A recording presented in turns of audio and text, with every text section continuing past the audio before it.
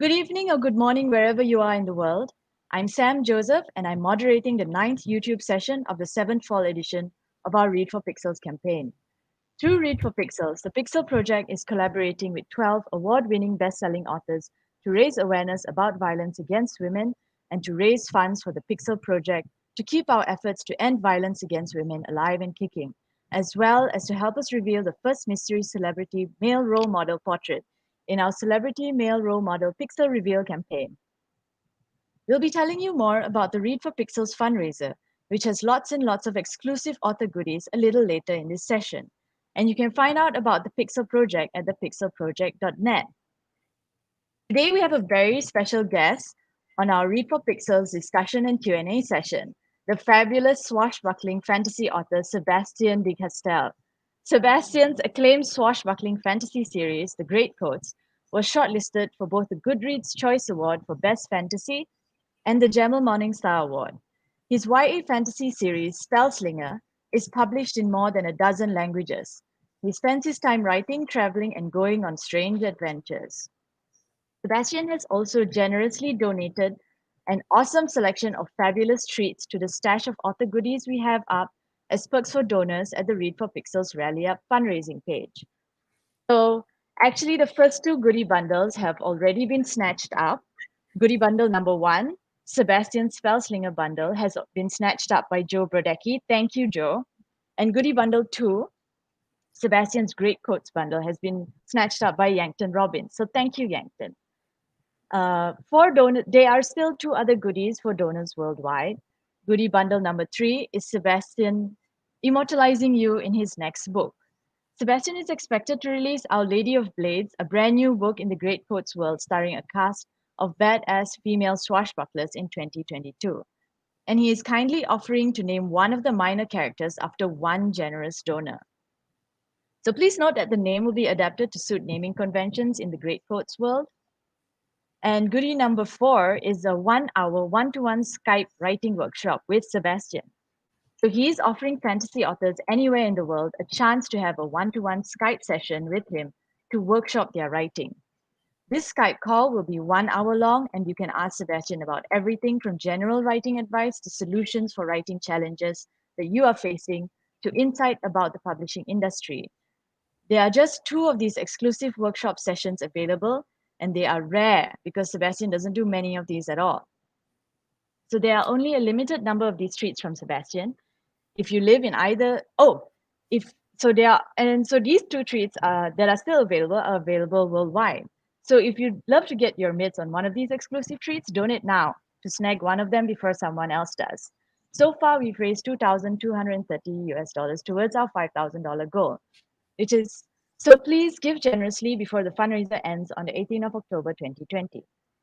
All funds go towards the Pixel Project's work to help end violence against women.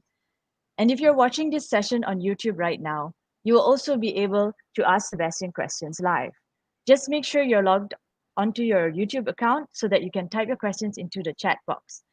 And Denisha, who is today's producer and moderator, will relay them to me to read out for Sebastian to answer. And now I'm going to hand it over to Sebastian for his reading. Hi, Sebastian. Hi, Sam. So thanks a lot for that lovely introduction. So I'm going to read the opening chapter from Saint's Blood, which is the 3rd book in the GREATCOAST series, but there's no spoilers in this, so if you haven't read the books, don't worry. I wanted to read this one, though, because as an author, I tend to be really obsessed with introductions to books, because the first chapter of the book is really the bridge that the reader has to cross in order to come into the world of the story. And the way that we do that defines how the reader is going to become immersed into that world. And I'm not talking about just, describing the mechanics of that world. It's not about talking about that the clouds are purple, or that there's, flying muffin dogs that, bark out, magical muffins. That's got to be the worst idea for a fantasy character ever. It's about sort of bringing the reader into the tone and the flavor of the book. And so that's something I deal with a lot. And the Great Coast books are all about swashbuckling and fantasy, but there's a lot of darkness and there's a lot of humor. And I always want people to get a sense of the precariousness of life in a world where you have dueling and swashbuckling and all that stuff. So with all of that said, I'm just going to read from the first chapter of Saint's Blood. On the morning of your first duel. On the morning of your first duel, an unusually attractive herald will arrive at your door bearing a sealed note and an encouraging smile. You should trust neither the note nor the smile. Dueling courts long ago figured out that first-time defendants are less prone to running away if it means embarrassing themselves in front of beautiful strangers. The practice might seem deceptive, even insulting, but just remember that you are the idiot who agreed to fight a duel. Don't bother opening the envelope. While the letter might start out with extravagant praise for your courage and dignity, it quickly descends into a lengthy description of the punishment for failure to show up at court. In case you're wondering, the penalty in Tristia for attempted flight from a lawful duel is roughly the same as that of attempted flight from the top of a tall tree, with a rope tied around your neck. So, just take the unopened envelope from the herald, crumple it in your hands, and toss it into the fire. It helps if you do this while uttering a dismissive snort or even a boisterous huzzah for best effect. Then, as the flames feast upon the details of your upcoming demise, place your hands on your hips and strike a confident pose. The herald might, at this point, suggest you put on some clothes. Choose trousers or breeches made of a light, loose fabric with plenty of room to move. There's nothing quite so embarrassing as having your lunge come up short at the precise moment that your enemy is counterattacking and he drives his blade deep into your belly just as you split your crotch at the seams. But wait, you say. I haven't done anything wrong. How did I end up in such dire circumstances when I don't even know how to hold a sword properly? The herald will laugh brightly, as though firmly of the belief that you're merely jesting, before ushering you out the door and escorting you to the courthouse to meet your secondier. The law in Tristia, observed in all 9 duchies, requires that every duelist be supported by a second. For otherwise, who would go back and forth between you and your opponent to deliver the necessary scathingly droll insults? If you have no one of your acquaintance willing or able to fulfill this sacred duty, and you are too poor to hire a suitable candidate, then you can count on the local lord or duke to provide a secondier for you. That's right. You live in a country so feckless and corrupt that those same nobles who would gladly stand aside as you starve to death would never, ever consider allowing you to be skewered by the pointy end of a blade without a second standing proudly beside you. Make your way past the twin statues of the gods of death and war that guard the double doors leading into the courthouse, and through to the large central room littered with exquisite architectural features, none of which you'll notice, for by now your eyes will be fixed on the dueling court itself. The classical form is a simple white circle, roughly 10 yards across. However, in these modern times, you may instead find yourself in a pentagon or hexagon or whatever shape is deemed to be most blessed by the gods in that particular duchy.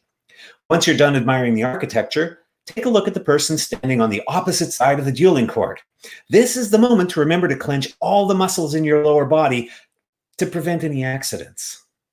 Your opponent, likely a highly skilled knight or perhaps a foreign mercenary, will smile or grimace or possibly spit at your feet and immediately turn away and pretend to be engaged in a thoroughly witty conversation with a member of the audience. Don't worry too much about this part. They're only doing it to unnerve you. The clerk of the court will now announce the terms of the duel. You might be tempted to take heart when you hear that this duel isn't to the death. But that would be a mistake. Whichever lord or lady you offended has almost certainly instructed their champion to first humiliate you, then bloody you, and finally, and with a grand flourish that will bring the audience to their feet, roaring with applause, kill you. When this happens, you can rest assured that the presiding magistrate will undoubtedly make a great harumphing noise over this gross violation of the rules, and will immediately fine said lord or lady, although that will be roughly equivalent to the cost of the wine and the goblet they'll be drinking while watching you bleed out on the floor. Not really your best day, is it? Well, that's for later. For now, take a good, long look at your opponent standing across from the dueling court, because this is the part where you learn how to win. Your enemy is almost certainly a great fencer, someone with the speed, strength of arm, exceptional balance, lightning reflexes, and nerves of steel. A great fencer spends years studying under the finest masters in the country. You, regrettably, aren't likely to have had the benefit of any of those fine qualities, and there's a good chance that your only fencing master was your best friend when the pair of you were 6 years old, play fighting with sticks and dreaming of growing up to be greatcoats. But you don't need to be a fencer right now. You need to be a duelist. A duelist doesn't care about technique. A duelist won't be walking into that circle hoping to impress the audience or curry favor with their nobles. A duelist cares about one thing only: that most ancient and venerable of axioms: put the pointy end of the sword into the other guy first.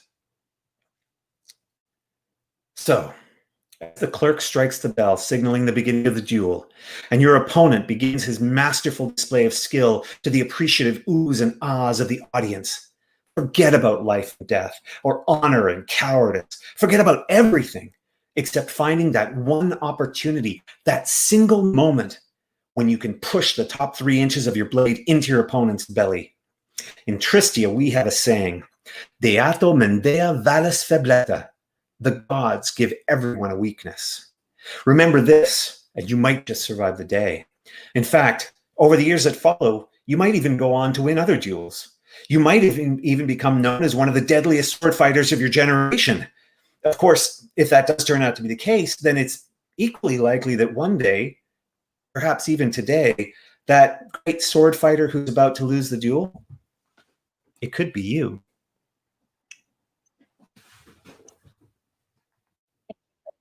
Thank you for that excellent reading, Sebastian. Thank you. We're going to move on to the questions. So our first question is about your Greatcoat series. So your Greatcoat series features memorable and complex female characters. Not all of them who are good, kind, or sweet. You have complex mother figures like the Tailor and Duchess Beatriana, the unexpectedly heroic like Derry, Valiana, and Aline. What or who are your inspirations for your female characters? That's a really good question, and I never really know how to answer it.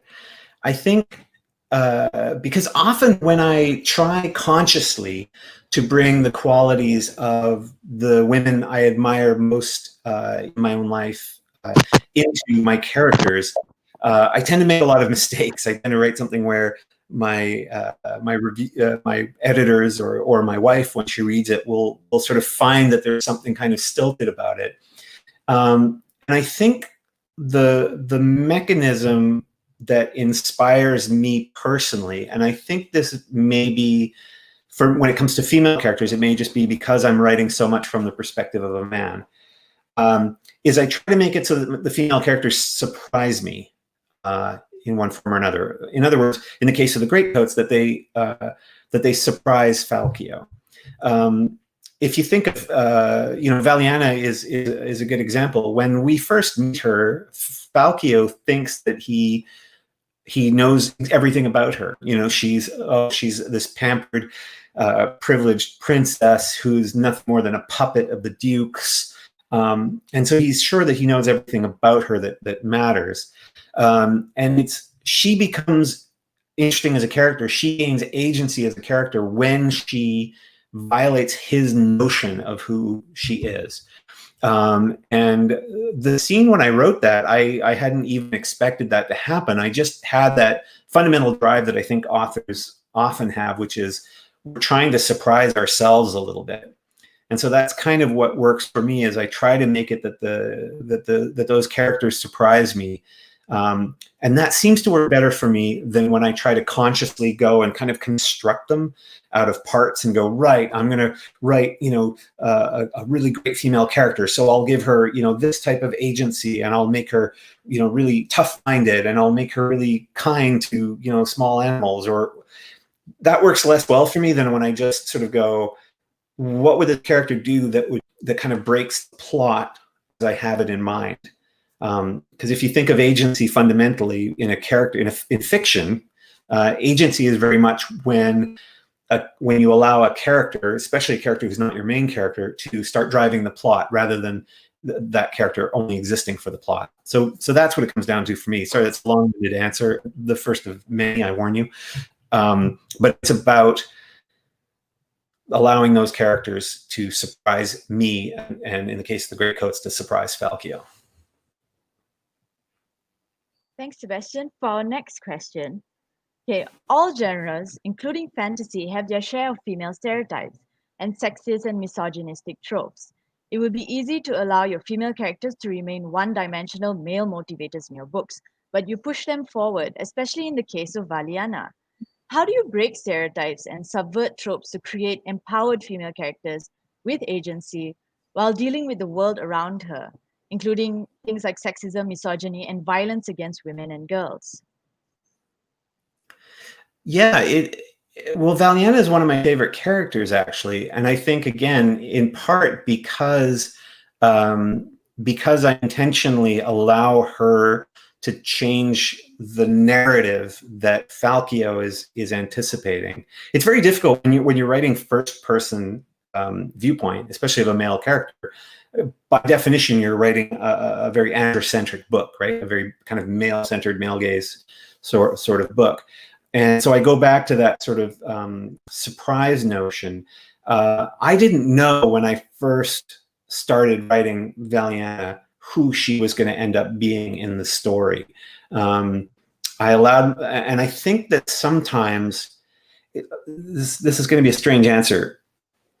Sometimes you almost, I find for myself as a writer, sometimes I almost want to allow the trope in to begin with, right? I go, right, we've all seen the cruel, callous, sort of morally inept, princess character, and then allow that character to start to subvert it, by allowing the situation to evolve in those unexpected ways. I love what I kind of love about Valiana is that she doesn't go from being sort of who we think she is at the beginning to like this great sword fighting hero. She goes to someone who's so desperate to be a great sword fighting hero that Falkio, instead of now viewing her as an enemy, sort of views her almost as a kind of a child, and he kind of tries to sort of in a lot of ways kind of adopt her, and he starts to, and that she doesn't allow that, right? She doesn't allow him to define who she's going to be, and so at every stage in the 4 books, Valiana is always pushing back against the trope, and for me that's easier than starting from ignoring the tropes, because often the tropes come out of sort of economic and social circumstances that we're inheriting from our own past. So that's what I try to do, is I try to sort of say, I don't try to consciously set them up, ignoring those tropes. I just sort of allow characters to react. I guess maybe this is, and again, sorry for the rambling answer. I guess in a sense, I try to do what I would do, right? In the sense, when someone tries to box me in and say, which people, will naturally do. Well, you're like middle-aged, cisgendered, straight white dude. You think these things, you do these things. I feel a natural resentment to that, as I think we all do. And so I just try to allow those characters to feel that resentment over the way that they're being boxed in, and to push back against that. And the more I do that, the more interesting those characters become, the more agency they have. Okay, so everybody, if you're hearing a different voice right now, this is Regina, and I'm the founder and president of the Pixel Project. Sam, who's today's interviewer, is having some tech issues with sound, so I'm in the background, and I'll be asking the questions till Sam can sort out her sound. So the next question, Sebastian, is your stories definitely do pass the Bechdel test with their depiction of complex and interesting relationships between women. And in your Reddit AMA, you wrote that, and I quote, "It occurred to me that my primary influences as a teenager struggling to find my own path were all women." Can you tell us more about that and how that influenced your writing? Yeah, so so I guess it starts with, as it does for a lot of us, with my mother, who was, so my parents were quite a bit older when I was born. My father was 59 when I was born. My mother was 44. And she had multiple sclerosis. My father died of lung cancer when I was 9. And she was kind of an extraordinary woman. During World War II, She was in the Home Guard in England, working anti-aircraft. And so she always had an awareness of, I think, of how precarious ideas like freedom are, and how precarious life can be. And so I kind of got to watch, you know, her kind of sort of raw determination. I don't know that I inherited all of her raw determination, unfortunately, but that was kind of really important. When I, you know, she suffered from multiple sclerosis and struggled against it for a very long time.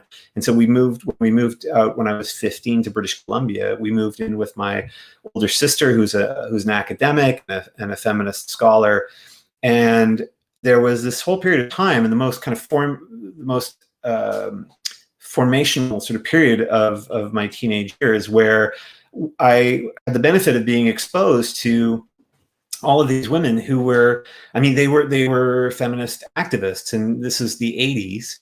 And so, you know, it's hard now. It was often really hard then. Like, you know, I would see these women coming back from protest marches where they'd been punched and attacked, and they were just so tough, you know, like they were like cowboys to me. It was a really strange thing. And my sister's partner at the time often sort of said to me, you know, often sort of guided me a little bit about both the kind of the horrors of, not just the horror of toxic masculinity and the things that they were having to fight against, but also the sort of necessary reality that I was going to have to figure out how to be, you know, I was going to be a man, you know, that, I mean, I identify as male, and that's who I was going to have to figure out how to be, even if there wasn't an obvious path to how to do that well. And I don't know how well I've done that, but I found that to be really profound, that notion of sort of reminding someone, I guess, of their own agency. And so that was really influential in my writing. And in Spellslinger, it's really funny, when I first started writing Spellslinger, which is, you know, a story of a young man who's in a sort of very magic-based culture, who loses his magic and then but is obsessed with trying to gain it back, and meets this sort of kind of very strange, almost cowboy philosopher kind of stranger. I don't know why I'd originally been planning on making this character a male character, and it just felt false to me right off the bat. And it wasn't until I went, oh, no, of course, you know, Farius, the person who's going to teach him how to do this is going to be this woman who defies sort of all the conventions of the culture that he lives in.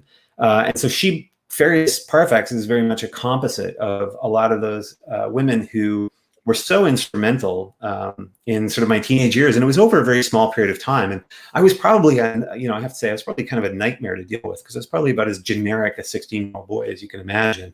But they really had an effect on me, and that's why I kind of love writing Farius' story inside of the Greatcoats, sorry, not inside of the Greatcoats, inside of Spellslinger, and it's why I'm really happy next year I've got 2 Farius Parfax books coming out as we sort of get to explore her origin. So I guess that's why, that's what sort of created those influences for me. Right. Hi, I'm back. Hi, Thank Sam. you so much for answering that. So following on to that answer, as a male author, do you find it difficult to write women when you first started writing your stories? I do, actually. I think there are 2 ways to write people who aren't yourself. You know, one is that you can write people from the standpoint of their identity. You know, it's sort of, you know, if you're writing a female character, writing about their femaleness in opposition to maleness, or as distinct from maleness. If you're writing a character of another ethnicity, writing about the distinction between their ethnicity and your ethnicity. And I tend to not be very good at that.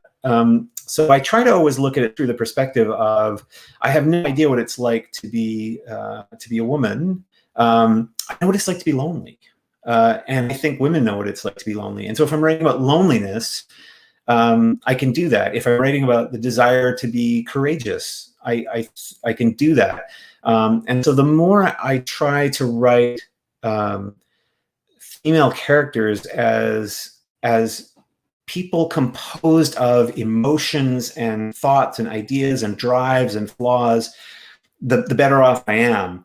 And any time I try to go, right, I'm writing a woman right now, I'll tend to find myself bringing in a lot of those unconscious biases.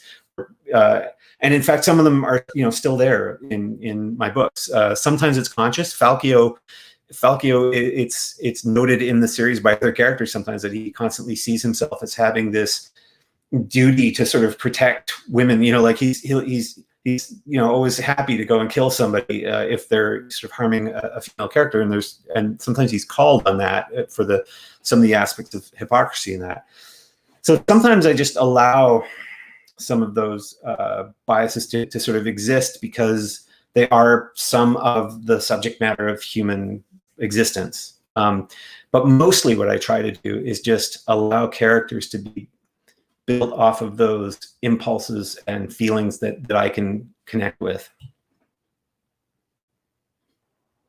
That makes complete sense and sort of leads into the next question, because again, why do you think a lot of science fiction fantasy authors, especially male authors, although women authors also do this, still have trouble writing stories that pass the Bechdel test, despite the fact that there are many more things that women talk about other than men? And like you say, they also have the same human experiences. Yeah, because I think that writing is less about. Sorry, let me rephrase this question so that I can give a more slightly more sensible answer. We tend to think that when we approach writing, that we write from the standpoint of drawing from or even reproducing things in real life that we've experienced, right? So authors talk a lot about how they like to people watch. I saw this couple and they had this conversation. And sometimes that's true. But far more often, what writers draw from is other stories or television shows. And I think I'm a child of the television era. We very often draw from television shows. And so when we're suddenly going, all right, there's two female characters and they're having a conversation, what are they talking about? All of those stories in the back of your head start popping up, and 1,000 really funny, interesting, dramatic conversations that involved two women talking about a man suddenly come to the forefront. And so it's very natural to sort of bring those into your writing. And that's why sometimes the process of writing requires separating yourself from what we sort of call the creative impulse, whatever that is, or even our subconscious, and requires you to sort of consciously go, what am I doing right now? Am I actually writing something that's fresh and meaningful in my world? Or am I actually just drawing from this really rich body of stories that I've absorbed from books and television and video games? And so I actually think things like the Bechdel test, which is a really good example, kind of concept. It's almost like, a sticky note, that I sort of want to put on my computer periodically. That what's useful about those is that as we become more conscious of them, more and more television shows, for example, will try to stray away from that. And that means that the next generation of writers are absorbing from a different body of material than the body of material I draw from, right? Like if I start to think about, right, I'm going to write about a bunch of 620-somethings living in New York, like I'm going to start drawing from Friends. And there's a ton of really rich, funny, dramatic material in Friends, but it tends to fit inside a box that doesn't work so well anymore. And so, as we move past Friends, I'm not saying there's anything particularly wrong with it, but as we move past that and we have this new body of material that is more conscious sometimes of things like the Bechdel test, or conscious of the girlfriend in the refrigerator trope, of which, I am entirely guilty, that we just have more ideas to draw from, and we won't have to keep reproducing the same scenes with the same kinds of conversations. Right. You have a lot of female characters in your books, and that's great. And some of your female characters can actually be perceived by readers as unlikable because they are tough, ambitious, and pragmatic, and not even necessarily villainous. So when writing female characters, do you ever feel pressured by gender and cultural stereotypes to make them likable or relatable to readers? No, you know, I'm actually honestly finding I feel the opposite sometimes. I think the least liked character probably in the Greatcoats for a lot of readers is Ithalia, who was an example of a character I wrote very intentionally as someone who was actually psychologically very mature, who was grounded, who knew who they were, knew what they wanted. They didn't need to. She doesn't try to solve the world's problems by picking up a sword and cutting people with it. She has her own sort of set of ideas and philosophies. But that can read to people as very, I think sometimes people call it, what do they call it? Like the magical hooker or something like that. It can read as very shallow to people as well. I think I certainly feel, and maybe because I'm in this business, I certainly feel like there's a much stronger pressure now to show the full range of humanity inside of your female characters. I think by the way, that the likability thing isn't entirely true even as a historical force. There's always been the vicious, evil, what I would call the anti-mother. You know, we have these sort of meta-narrative expectations of characters sometimes, like, you know, women are always expected to be good mothers, and if they're not, that's like an automatic like villainy mark, right?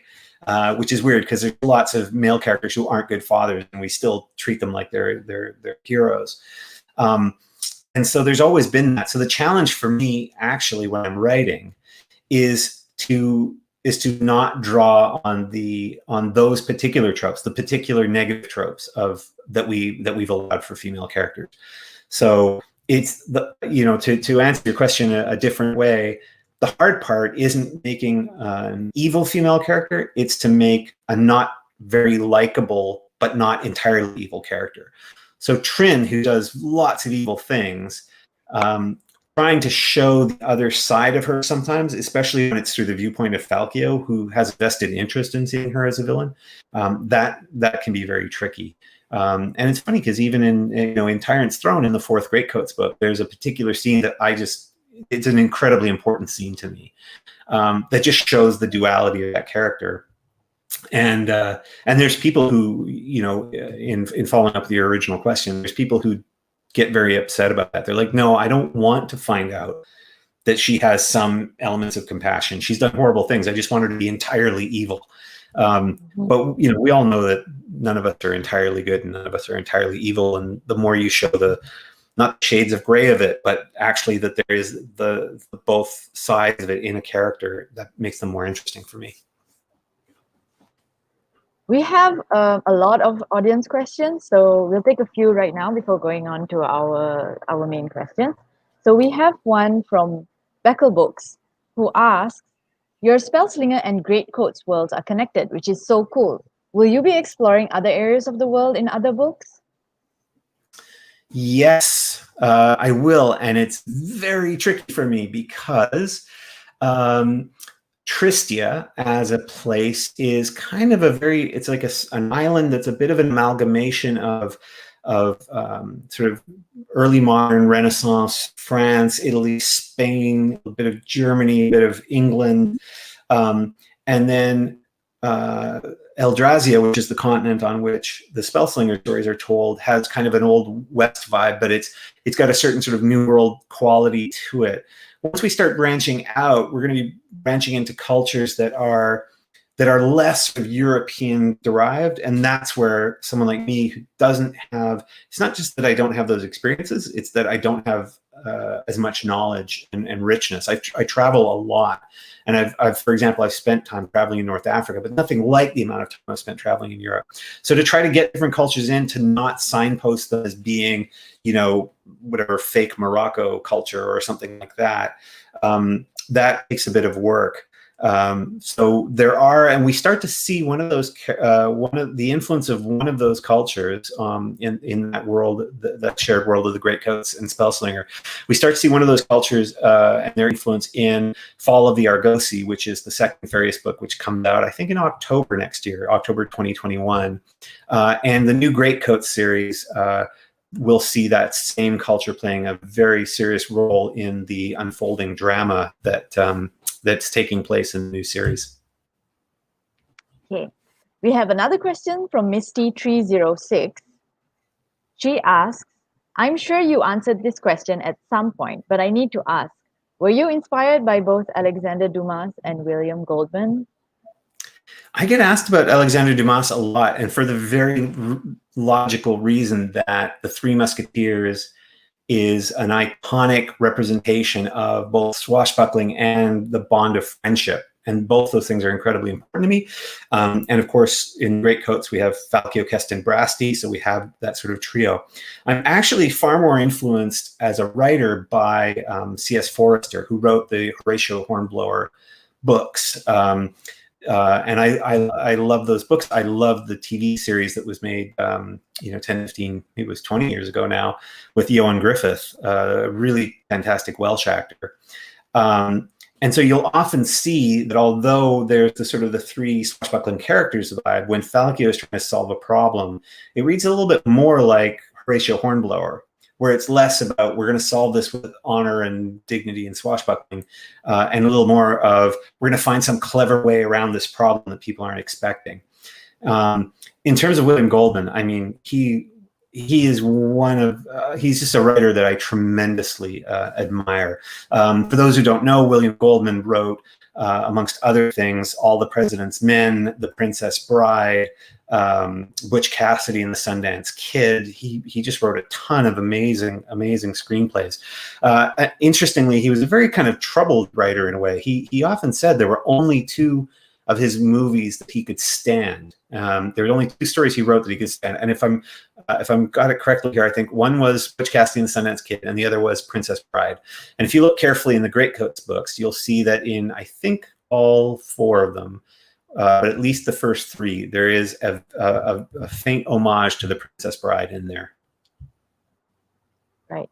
Thank you so much, Misty, and thank you, Sebastian, for answering the audience questions. We actually have more, but let's move on to our third set of questions. Okay, so let's talk about writing men and masculinity in your books and the wider fantasy genre. Your male characters range from some wonderful good guys to really terrible villains, and those who fall somewhere in between. There are misogynistic characters, but there are also men who treat women respectfully, who are vulnerable and not afraid to show their emotions. So why did you create male characters like these? Do you mean why did I create male characters of both types, or why did I create the male characters that are more vulnerable and open to showing their emotions? The ones who are more vulnerable, who are moving away from like conventional masculinity in that sense. Yeah, I think, I have a really simple philosophy about writing, which is that as a novelist, I'm a servant of drama. So all I care about is drama. So when people, for example, will talk about authenticity, or the sword, I like the sword fights because they feel authentic or something. The only reason I care about authenticity is insofar as it helps me write things that feel dramatic to me. And drama requires conflict, and good drama requires conflict that takes place not only on physical levels, but on intellectual levels and emotional levels. And so in order to write a character like Falcio, who has, despite the fact that he's a very good and sort of heroic character in a way, really suffers from his own kind of toxic masculinity, in the sense of feeling that he's got to do all these things and fight all these battles and all this kind of stuff. And in the case of Kellen, who's trying to figure out what it is to grow up to be different from the people in his own culture, you need to have people who are showing a different side of it. And so I can't have the drama unless I have characters who are able to be different from my main character, who are able, for example, to be emotionally aware, to be emotionally vulnerable. Kest is sort of an interesting character that way in the Greatcoats, because Kest plays, Kest is one of the few characters, he says very little, but he's one of the few characters that actually challenges Falcio's emotional assumptions, not just his decisions, but what he's basing them on. And so I need that sort of emotional vulnerability. I really try with a series, because in a series, you're not just writing the epic of a set of, a big adventure story that's taking place. You're also writing the arc of a character. I try to give myself room for the main character to grow emotionally. And growing emotionally almost always involves sort of opening up, seeing your own assumptions, finding those spaces where you can choose to be vulnerable, sort of where you need to be. But it's very difficult to start with the main character who's like emotionally honest and vulnerable and all those kind of things, because you sort of almost have nowhere to go with that. So that's the why of it. The why of it for me is because I want drama on every level I can get it. To get drama on the sort of the emotional level, especially when it comes to male characters and notions of masculinity, I need to have some of those characters who are more open, who can therefore see the flaws in a Thalkio or a Kellen. Do you think that reframing male characters this way, moving away from this toxic masculinity, making them more vulnerable, is one of the ways that writers can break away from the toxic tropes that dehumanize women? Let me give you the completely honest answer first, which is I don't know. I think one of the dangers of authors like me taking on these subjects is that we can make it sound as if stories are so powerful that they're the cure for societal issues.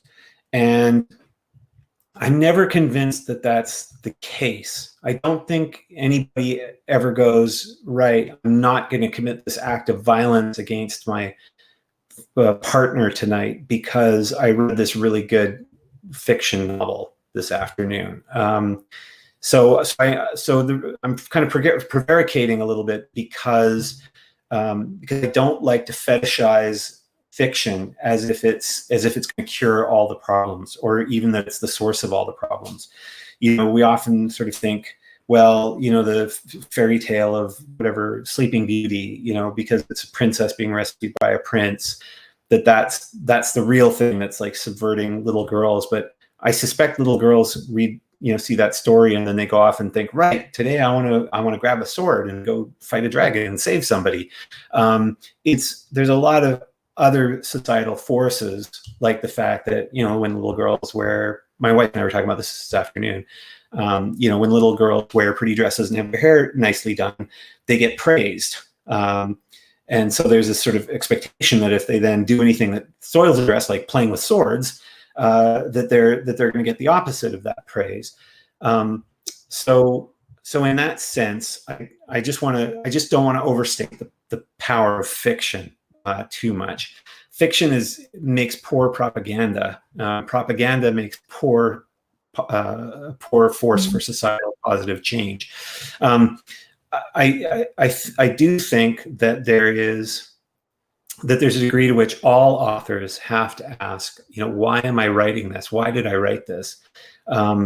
And that's the best thing that we can do. So the very first book I wrote, when I first started writing, I was 27 years old. Like, I was never meant to be a novelist. I wrote this terrible mystery novel called Skeletons in the Cloister. And my agent, though, I remember said years later when I got an agent and sold the Greatcoats, she said, "Oh, that's a great title. I can sell that book." And I was like, "Yeah, but the book's terrible." And she said, "Yeah, but that title, Skeletons in the Cloister, an archaeological mystery. I love it." So when I finished that book, I printed it out. It was the first book I'd ever written, really the first thing I'd written. I printed it out and I read the book, and this is going to sound really strange, but I got to the end of the book and I went, wow, I think I'm really sexist. Like, I've portrayed every female character as either being sort of a kind of a sexual prize or being like an evil crone. And I thought, and I remember reading it going, and I think I just made up a fake First Nations culture, which is something you really, really don't want to do for all the reasons, all the obvious reasons. And so that actually did teach me a really powerful lesson. I don't know if I apply it as well as I need to as a writer, but I do try to go look at what I've written and say to myself, why did I write that? Was I writing that because that was the best drama I could write? Or am I writing that because I'm just reliving the same biases and tropes, and therefore I'm reinforcing the same set of expectations of how we separate men and women. And if there's, and on a purely selfish level, without any sense of social accountability at all. I don't want to do that very much because those books don't age well, right? Those books, you write them and you think you're okay, and like 2 years later, society's trying to move on right now. And so for all authors, I would say, I'm not saying, I never tell people like, don't write this trope or don't write that trope, or you've got to make this character more like this. I do tell people, think about where the world is going and think about how that character, that story is going to read a few years from now. That leads quite well into our next question, which is epic fantasy in general is well known for its male-dominated cast, which more than often have an alpha male as at least one of the protagonists. However, over the past 25 years, authors such as Steven Erikson, Adrian Tchaikovsky, Lynn Llewellyn, and yourself have been pushing back against these stereotypes to write epic fantasy that strongly moves away from toxic masculinity. Do you think that this pushback against toxic masculinity in epic fantasy is just a trend, or if it is a signal of lasting change as we take stock of inequality? Well, I should start by saying I certainly wouldn't name myself in the vanguard of sort of more progressive or social justice oriented writing. I'm just an old school liberal. Like we're the ones that think that you solve the structural problems of the effects of oppression by having people be nice to each other and drink tea together. It's not quite like that, but I just want to make it clear that I don't think I'm a good representative of those movements, not as well as the other authors that you mentioned. But in terms of, is this a trend or is this a lasting change? I don't think it's a trend. I don't think fiction doesn't tend to be at the vanguard of social movements. I think in a lot of ways we're responding. Really good authors will respond to things that aren't quite as blatantly obvious in society, perhaps, but we're still responding to the society that we're in. And I think the reality of who we are, and it's, I, again, even just saying, even that term, who we are, there's 195, between 195 and 205 sovereign countries on the planet right now. We're not all in the same place. We're not all doing the same things. But I think in terms of what we can sort of call, for one of the better terms, sort of Western fantasy, I think the reality is society has moved on to a point where those stories that kind of lock women into passive roles don't work very well because they just don't reflect very much. So no, I don't think, I think from going forward, we're going to keep seeing pushback against those very toxic masculine stories. For one of their term, it's hard for me to define. The problem with the term toxic masculinity is it requires the definition of what non-toxic masculinity is, which therefore requires that you define a distinction between femininity and masculinity. And I'm not convinced there's a credible set of definitions for those two things. But the short answer is no. I think the world has somewhat moved on from those representations. There will be authors that capture a certain market by saying, hey guys, all those books about the green-skinned aliens and the bikinis and the big studly space marines who have sex with them, like, I'm writing those again. And some people who go, oh, thank God, I've been missing those so much. Where have they been? But I don't think that that's where most publishers are at. I don't think that's where the most readers are at. Thank you for that thoughtful answer. We have another audience question. It's a little long, from Ellie Milburn. And it's about the inspiration for Tristia, which you touched upon earlier. So she's asking, the way that you made Tristia such a fragmented and broken country is interesting. I'm studying some history in school right now. And it reminds me of medieval England's fractured and morally corrupt society. Was that perhaps one of your sources of inspiration for the condition of Tristia, or was it something else? Well, first of all, let me say that Ali is a really talented writer. I've met Ali, and thank you for the question. Now go back to writing your book so I can read it when you're finished. But yes, the short answer is yes. The concept of the Greatcoats actually came out of what were called the Justices Itinerant.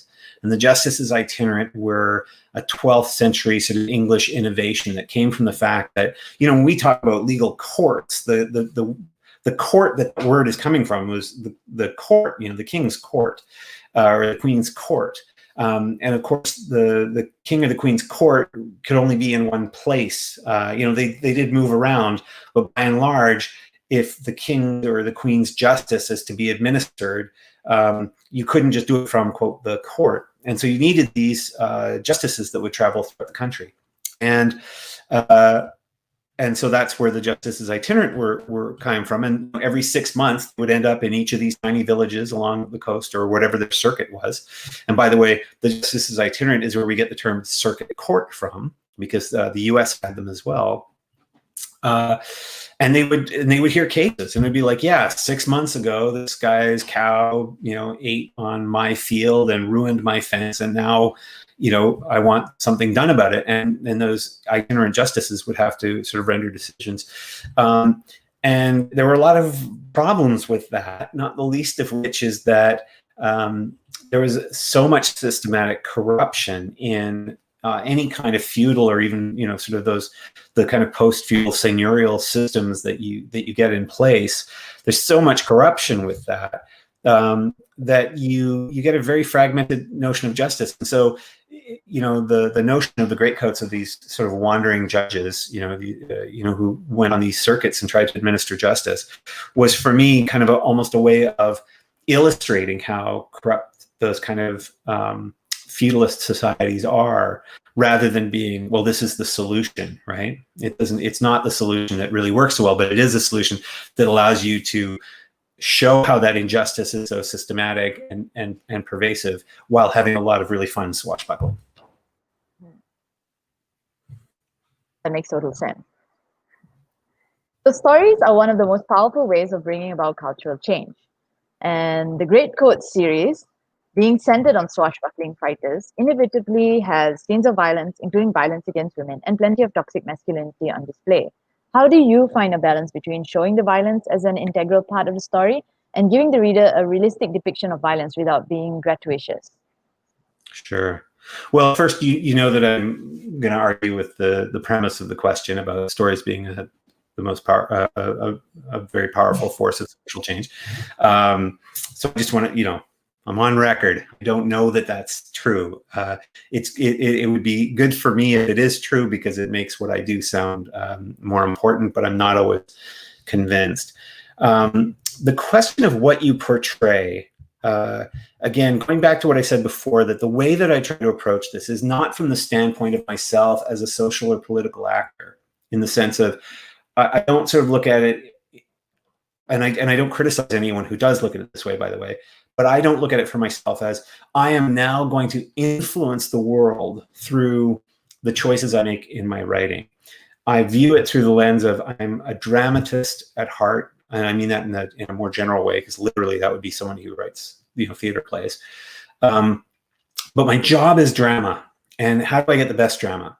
Now, the easiest drama is often by writing the most salacious stuff you can. That's not always the best drama. The best drama comes from showing only as much darkness as you need to show the contrast, and to have to show the conflict. I don't know that I always get it right. I think there's when I wrote Night Shadow, my wife's best friend said to me once, she lives in Switzerland, she said, yeah, after I read Night Shadow, I thought I better call Christina and you know, warn her that you're a psychopath. So it's possible I went too far with the torture in that book, and that's why when I wrote Saint's Blood, I basically promised my editor it would have 32% less torture. So you're trying to find the balance that allows you to tell the bigger story, without making the story about the violence, right? And this is why sexual violence is particularly difficult. And it's getting more, I think it's more difficult now, because I'm not qualified to get into issues of triggers or things like that. So I'm using the term triggering in a much more generic way. But because for a lot of readers, sexual violence creates an automatic signpost that has a whole set of associations with it, it's a little more difficult to have sexual violence be a source of dramatic conflict now, and so you just have to be careful with it. And I don't know that I've been careful enough with it. Some people find some of the scenes in the books troubling, and I don't just mean that it's dramatically troubling. I mean that they find it problematic in a more social sense.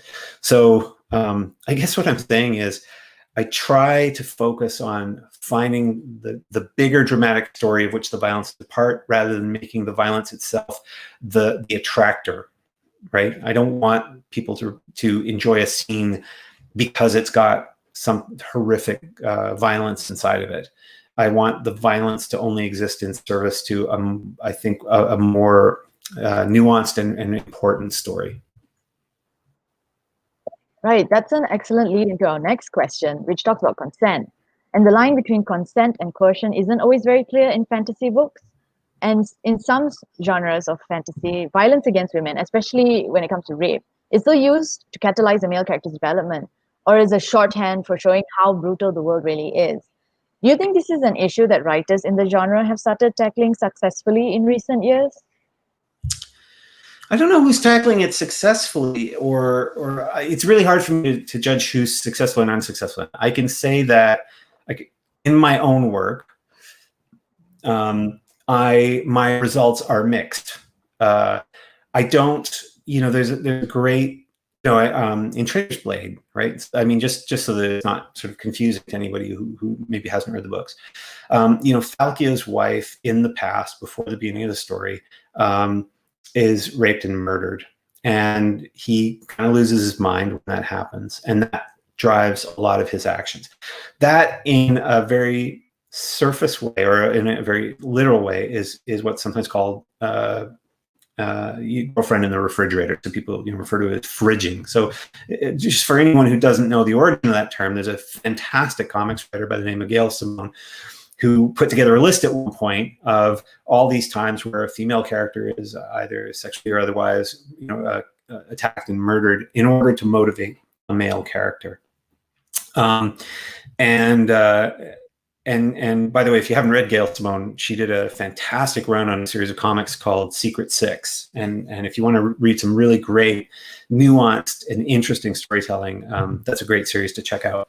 But in terms of what I think the broader, what's important about that is not that we say, right, we need to sort of just eliminate those references. We need to, never have there be sexual violence motivating a male character, because really, I kind of like to think that, men would be motivated by either the existence or the threat of violence to people that they love.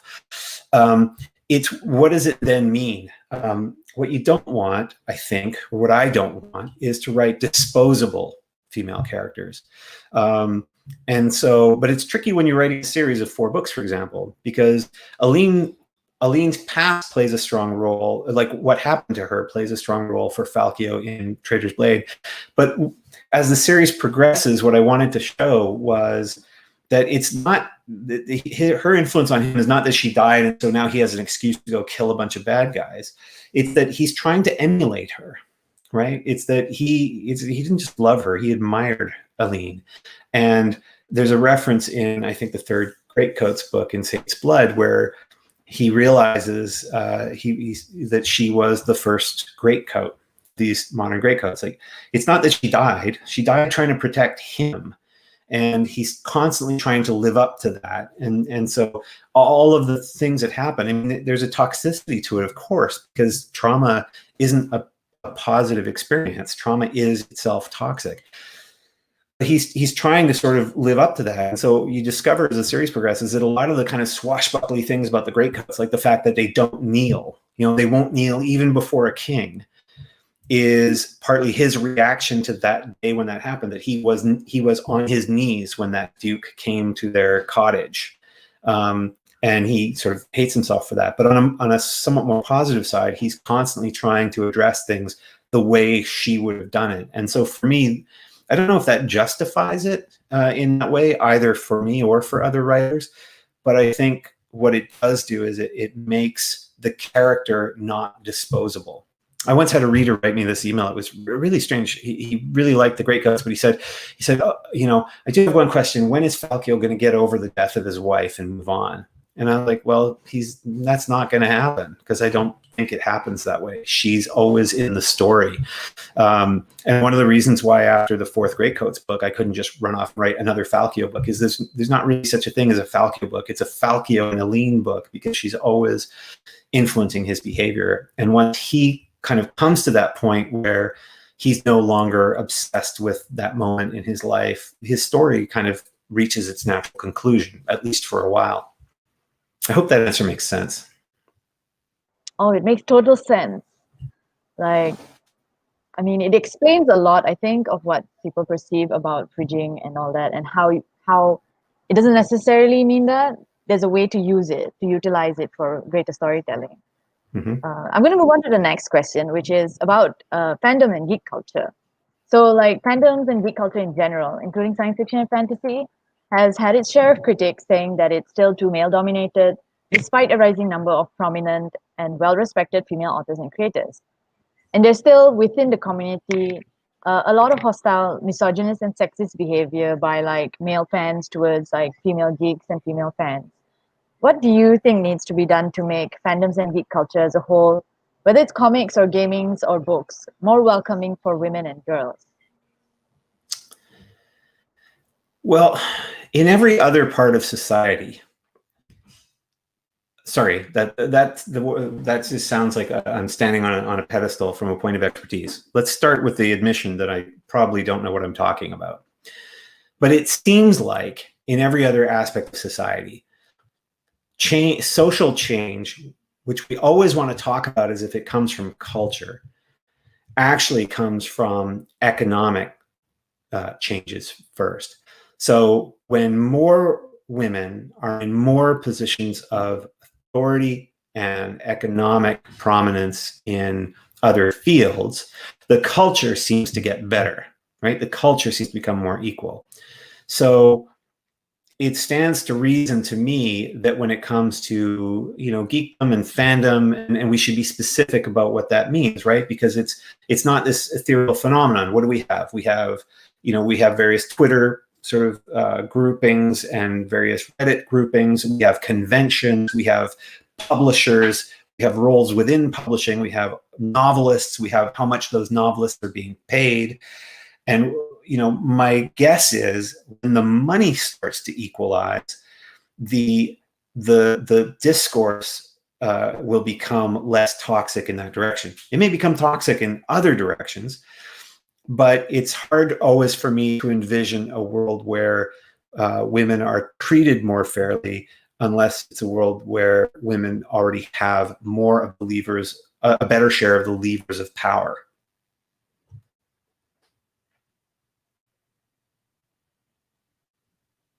Hopefully. Okay, yeah, that makes complete sense.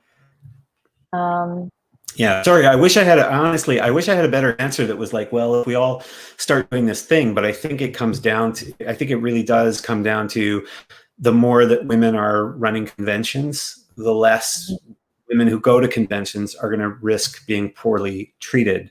The more women have power and influence in other areas.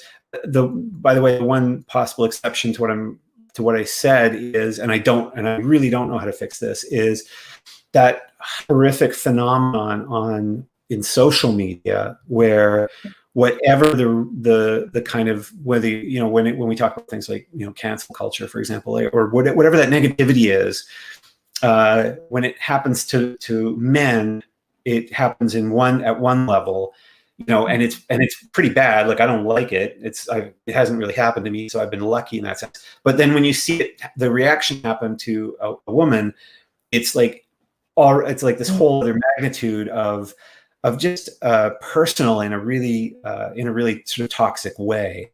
And so that part, that may, I hate to say it, but that may come down to social media policing, to platforms having to take accountability for what happens when people say certain things to other people. Yeah, it is terrible, but I think that's a very realistic way of looking at it, right? Yeah. So it brings us to our final question, actually. And I have to ask this question. You have been so very incredibly supportive of our Read for Pixels campaign and our anti-violence against women work as a whole. Why do you support the cause to end violence against women? Oh, I'm going to give just a kind of a hideous answer that's going to probably be very long. So I apologize in advance. So before we had this interview today, when I was thinking about this, I was like, oh God, I hope she doesn't ask that question. And it's because it's really hard for me to formulate a good answer. Because the first is, I don't experience that kind of violence. It's not that I can't experience violence, but I will never go out and have somebody attack me physically just because I'm a man. Like, the incidences of that happening are so unbelievably rare, right? So I don't have to deal with that. So I don't want to co-opt those experiences and sort of stand, I don't want to be like the guy who would have, like these groups of, white guys who grab the Black Lives Matter sign from like a person of color and hold it up and start shouting at the world. Like, it's not my place to sort of talk about it in that sense. The only way I can talk about it is in a very kind of selfish way, which is that if you love someone who's a woman or a girl, then you don't experience what they experience, but what you do experience is the anxiety of knowing that they are subject to this, that someone you love could be hurt. And there are times, my wife, let me preface by saying my wife is an incredibly smart person who's incredibly calm under pressure, who knows what she's doing. She knows how to take care of herself properly. She doesn't need me to sort of have this protective anxiety. But I have this protective anxiety, right? If she's out with friends, if she's out at a conference, she travels a lot, and it's late at night. I have that anxiety because I know that for no other reason than that we have this sort of toxic soup around us that we all live in, that there's a chance that she could get hurt. And that honestly terrifies me. Not all the time, but it does. And if I think about the fact that my experience is so minuscule, right, of that kind of fear compared to all of the things that she has to do, right, all of the decisions she has to make, things she will or won't do, or risks she will or won't take because of that omnipresent violence, then you realize that even when someone isn't experiencing, a woman can, I don't think many women do, but a woman could go her entire life without ever being physically or even emotionally assaulted and still have to go through a whole lifetime of making cautious decisions and having to worry about these things. And so the best analogy I can think of is, in the Western US right now, we have these wildfires. And that are just raging, and it's absolutely destructive for people. Now, I live in Canada. I live in British Columbia. I am hundreds and hundreds of miles away from those fires. And yet, for the past 7 or 10 days, we've had smoke. Like, you couldn't see the sun because we have the smoke. It's nowhere near as bad as what people are experiencing down there. But you can't really, go for a long run. If you do, you're just going to do some damage to your lungs. And there's a lot of people who can't really go outside for very long, and you smell it all the time. So it's weird because I am not remotely in danger of being burned by the fire, but I am coughing from the smoke. And that's what I think the predominance, the prevalence of violence against women is. Even if you're not burned by the fire, we're all choking on the smoke. And if you wanted to look at it from the most selfish possible mechanisms, the fact that so many people, the fact that half or more than half the population have to consider that, have to make those difficult decisions about what they do and don't do, that impacts every part of our society, right? Our economy isn't as strong as it could be because people are having to make choices that aren't the best choices for their careers or for the economy or for the world in general, but to try to avoid problems of violence.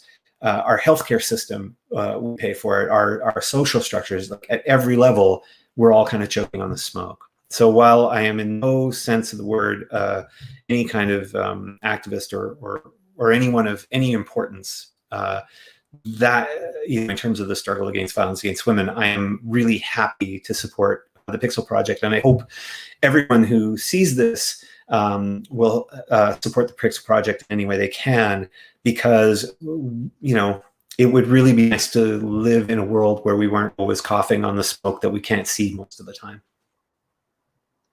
That's a really good explanation. Thank you, Sebastian. My pleasure.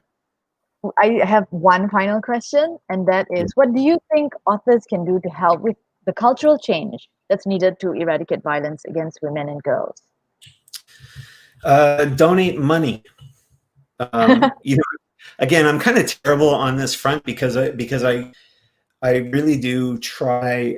I believe, and therefore I take the position that writers are not mystical creatures bringing magic fairy dust from, you know, elf world to the world. And I think when we tell ourselves that that you know, that, well, you know, now I've put this kick-ass swashbuckling character into a story, like that's going to fix a lot of problems. Like, I think we have to. I think writers, not all writers, but certainly writers like me, come from a position of a certain amount of privilege. You know, I make my living as a writer, which is great. I get to have, you know, fans and stuff like that. And so doing things like this is at least a small thing that writers like me can do. Donate a little bit of our time. And it's hard, honestly, it's hard for us. When the Pixel Project first approached me, by the way, just so you know, up front, you know, I don't know what's a good cause, what's a good charity or not. I don't know who to trust. So I checked with women that I knew, cisgender women, because that's most of who I know, but also, you know, a close friend, a trans woman, to say, like, is this a charity that you think I should support with my time and with you know, the whatever money it costs to do so. And she said yes, absolutely. So she looked into the Pixel Project. So we spied on you just a little bit. And so that, I think, you know, that's a first step. You know, inconvenience yourself just a tiny bit. Donate a little bit of money where you can. These are not small problems. They're not solved with words are important, but they're not solved just with words. They're solved with votes, and they're solved. And I hate to say it, I'm not a capitalist. I mean, I suppose I am, because I benefit from a capitalist system, but I don't sort of see myself as someone who's obsessed about money, but money is often a big part of the solution, is making sure the money goes to places where it can do some good. So that, I would say, is the first thing authors can do. Ask yourself if you can donate something to a charity that is trying to advance these causes, that has credibility in that area. Right. Thank you so much for your excellent and in-depth answers, Sebastian. I'm going to put myself back on screen to talk about the goodies, but Sebastian is going to be back to talk about his announcements. And thank you, everyone, for your questions and for being here. I'm going to put myself on screen. See you in a bit, Sebastian. Don't go anywhere. Hi, everyone. So thanks, everyone, for attending. Sebastian has generously donated an awesome selection of fabulous treats to the stash of author goodies that we have up as perks for donors at the Read for Pixels Rally Up fundraising page. And 2 of the goodies have already been snatched up. Goodie bundle number 1 is Sebastian's Spellslinger bundle, which had a complete paperback set of all 6 books in the Spellslinger series, 2 Spellslinger thumb drives, and an exclusive set of 5 Spellslinger postcards. So Joe Bradecki has snapped that up. Thank you, Joe. And goodie bundle number 2, the GREATCOAST bundle, has been snatched up by Yankton Robbins, and it had a hard-to-find hardcover set of the GREATCOAST series, signed and personalized, and a set of CDs featuring the audiobook version of the GREATCOAST series, also signed and personalized. So thank you, Yankton Robbins. We do have some good news. There are 2 other goodie bundles that are still available for donors worldwide. Goodie bundle number 3 is where Sebastian immortalizes you in his next book.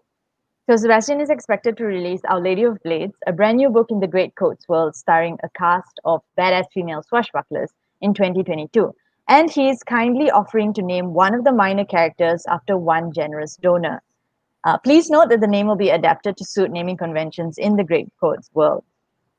For goodie bundle number 4, there's a 1-hour one-to-one Skype writing workshop with Sebastian. And he's offering fantasy authors anywhere in the world a chance to have a one-to-one Skype session with him to workshop their writing. And this Skype call will be 1 hour long, and you can ask Sebastian about everything from general writing advice to solutions for writing challenges that you're facing to insight about publishing industry. There are just 2 of these exclusive workshop sessions available, and they are super rare because he doesn't do many of these at all. On top of this, Sebastian has said that he's willing to do a follow-up session if you really need it. So there are only a limited number of treats from Sebastian. If you live in, so if you're anywhere in the world actually, and you'd love to get your mitts on one of these exclusive treats, donate now to snag one before someone else does. So far, we've raised $2,230 towards our $5,000 goal, so please give generously before the fundraiser ends on the 18th of October. So all funds go towards Pixel Project's work to help end violence against women. So these goodies are now available as special rewards for generous donors, but hurry up because they're limited and half of them have already been snatched up. Please give generously. All funds go towards the Pixel Project's work to help end violence against women. So there are many more author goodies available from authors including Kat Cho, Samantha Shannon, Alex Segura, Melissa Caruso, Meg Gardiner, Marshall Ryan Maresca, and more. New goodies will be released every Friday throughout September. Please give generously to help us reach our goal. I'm going to share a slide. Hopefully it works with the information on how people can donate, can get the goodies. So you can donate to get these goodies on Rally Up at bit.ly r4p Rally Up 2020. And if you want to learn more about Read for Pixels, go to bit.ly/Read for Pixels. So, and to find out more, you can go to pixelproject.net. So Sebastian, do you have any announcements to make? Yeah, I've got, for people who are curious about upcoming books, I have 3 books on slate for coming out next year. In around April, we should have Way of the Argosy, which is in the Spellslinger world. It's the first book telling the story of Farius Parfax, who is one of my favorite characters to write, and we talked a little bit about Farius before, and it's sort of the secrets of how she became an Argosy.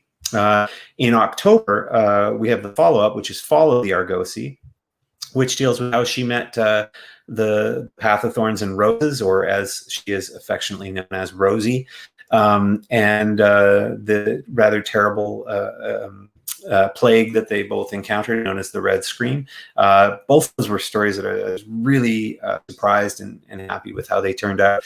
And currently slated for June is Play of Shadows, which is the first new book in the Greatcoats world, and it's full of swashbuckling and adventure, and it's set in the theater, so how can you go wrong? Who doesn't want to read about swashbuckling fantasy set in the theater? It's I think the whole world is just desperate for more of that. So hopefully you'll come on board for those adventures. Thank you so much, Sebastian, for doing this with us. We'd also like to thank the audience, and thanks, Regina, for helping out earlier. So thank you, guys. Have a good day or good night wherever you are. And thanks again, Sebastian. Thanks, Sam. See you, everyone.